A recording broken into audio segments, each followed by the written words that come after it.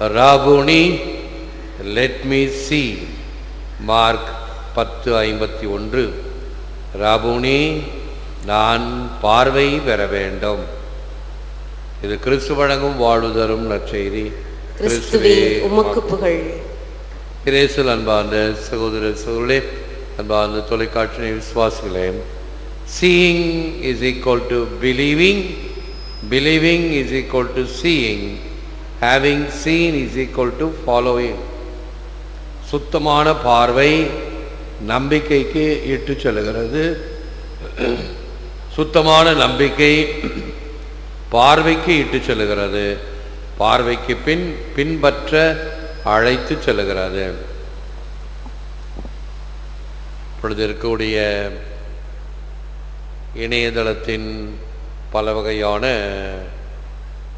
Communications, WhatsApp, Twitter, Facebook, இவைகளில் இந்த ட்விட்டரில் இந்த ஃபாலோவிங் இவைகள் இருக்கிறது. ஒருவரை பின்பற்றுகிறேன், அவர் சொல்வதை, அவர் வெளியிடுகின்ற குறும் செய்திகளை, இப்படி பலர் ஒருவரை பின்பற்றலாம். இப்படி பல வகையான வாய்ப்புகளை இப்பொழுது நவீன நடைமுறை எண்ணங்களின் ஓட்டத்தை வெளிப்படுத்த சாதனங்கள் இருக்கின்றன. இப்பொழுது கடிதங்கள் எழுதுவது என்பது குறைந்து போய் விடுகிறது. எல்லாவற்றையும் இந்த செல்போன் இன்னும் பல வகையான உபகரணங்களின் வழியாக நம்முடைய செய்திகளை பகிர்ந்து கொள்ளுகிறோம்.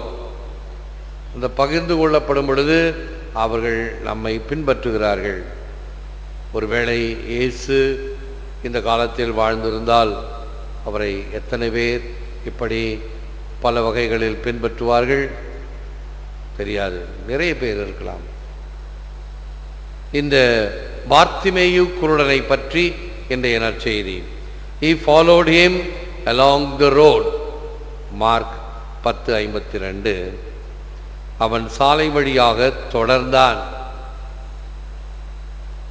அவனுக்கு கண் தெரியவில்லையே தவிர உள்ளத்திலே அவன் பலவற்றை அறிந்து வைத்திருந்தான்.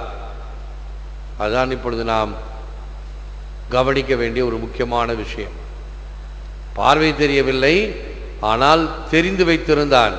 இயேசு யார், அவர் என்ன செய்கிறார், அவரிடம் சென்றால் தனக்கு கண் பார்வை நிச்சயமாக கிடைக்கும், எப்படியாவது அவருடைய கவனத்தை பெற வேண்டும் என்றெல்லாம் நினைத்து, தாவீதின் மகனே என் மீது இரக்கமாயிரும் என்று கூவி அழைத்து இயேசுவின் கவனத்தை தன்மேல் திருப்பச் செய்து அவன் விரும்புவதை பெற்றுக்கொண்டான்.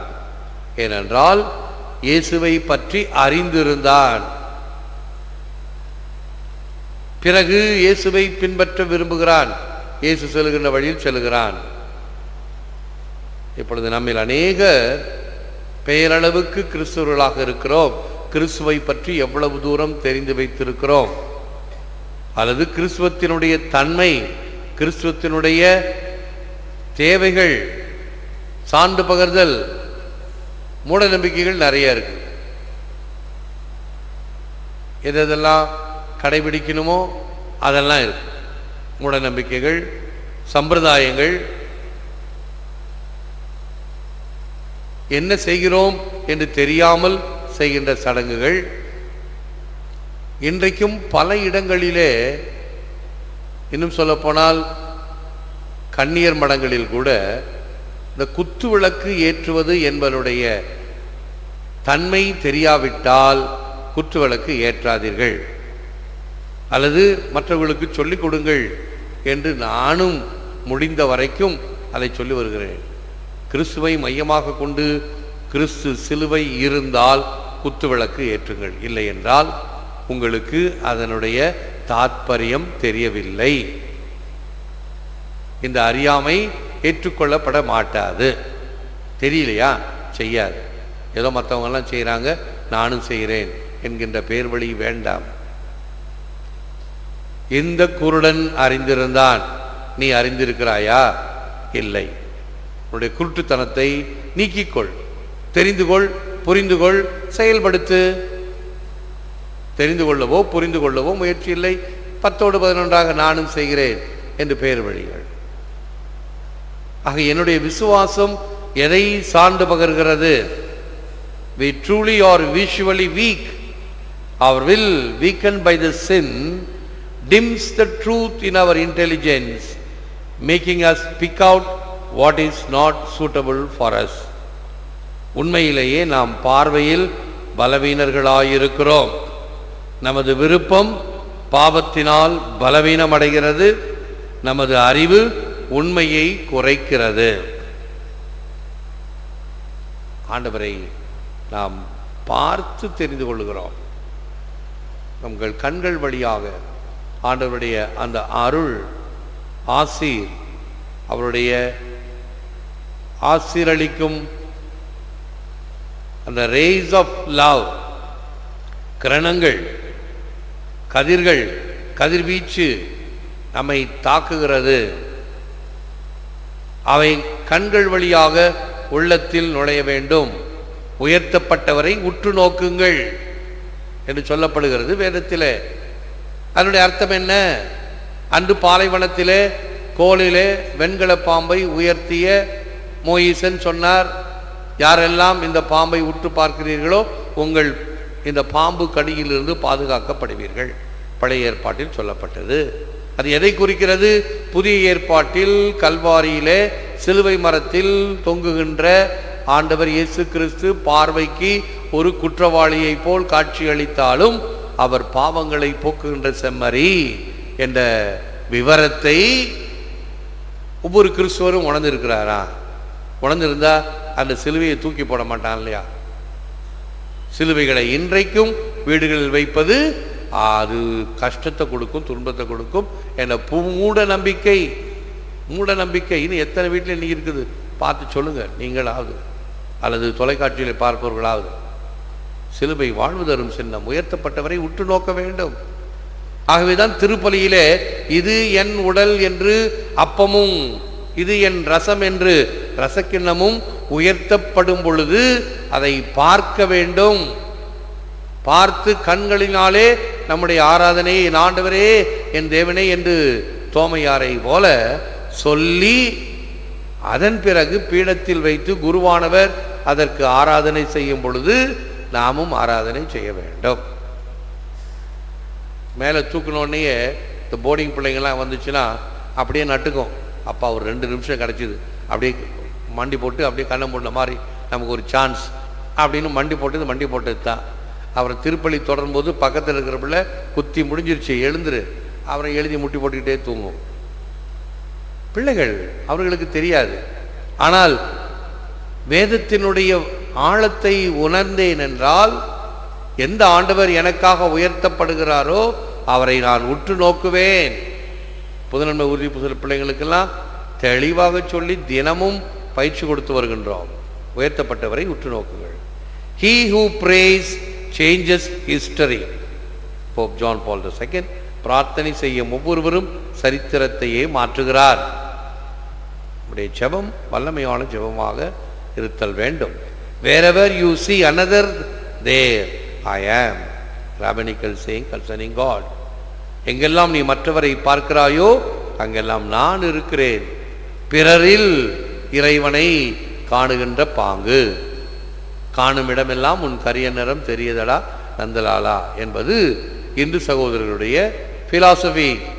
நாம் தியேதர் ஷதேன் என்ற பிரெஞ்சு ஆன்மீக அறிஞர் கூறுகின்ற கிறிஸ்டோசென்ட்ரிக், அனைத்திலும் கிறிஸ்து மையமாக இருக்கிறார். வாழ்வது நான் அல்ல, என்னில் கிறிஸ்து வாழ்கின்றார் என்கிற வழியில Jesus son of David have pity on me. இந்த குருடன் பார்த்திமேயனுடைய செபம், இயேசுவே தாவீதின் மகனே என் மீது இறங்கும். முழந்தாள் இருப்போம், செபிப்போம். எல்லாம் வல்லவரே நல்லவரே போற்றுகிறோம், புகழ்கிறோம், நன்றி கூறுகின்றோம், ஆராதிக்கின்றோம். தேவரீதாமே இந்த நற்கரங்களை எமக்காக விற்றிருக்கின்றீர். உமக்கே நன்றி, துதி, தோத்திரம், புகழ், மகிமை உண்டாவதாக. நீர் எமக்கு செய்த அனைத்து நன்மைகளுக்கும் நன்றி கூறுகின்றோம். உள்ளத்தின் ஆழத்திலே நாங்கள் உம்மை இனம் கண்டுகொண்டு உம்மை புரிந்து கொண்டு அறிந்து கொண்டு நீர் காட்டுகின்ற வழியிலே நாங்கள் நடக்கவும் உம்முடைய குரலை செவிமடுக்கவும் அவைகள் ஏற்படுத்துகின்ற தாக்கத்தை எங்களுடைய வாழ்வில் செயல்படுத்தவும் செய்திடலாம். எமக்காக மட்டுமல்ல, எம்மோடு சேர்ந்து பல வகைகளிலே இந்த வல்லமையான ஆராதனையில் பங்கு பெறுகின்ற மக்களை ஆசீர்வதியும் ஆசீர்வதியும். நாகர்கோவிலிருந்து தன்னுடைய மகளுக்காக செபிக்கின்ற குளோரி ரைமன், தன்னுடைய மகள் அனுரிஷா முதுகுவலியால் கஷ்டப்பட்டு கொண்டிருக்கிறார். செபித்ததினால் சற்று சுகம் கிடைத்திருக்கிறது. இன்று பரீட்சை எழுத வேண்டும். எனக்காக, என் பிள்ளைக்காக நற்கருணைநாதரிடம் அவர் அங்கு எழுந்தொழியப்பட்ட பிறகு ஆராதனையில் இருக்கின்ற அவரிடம் எனக்காக ஜெபியுங்கள். அவருடைய ஜெபத்தை இதோ அவர் பாதத்தில் வைக்கின்றோம். வல்லமையானவர், அவருடைய தொடுதலினால் குணம் பெற்றதை நற்செய்தியில் பார்க்கிறோம்.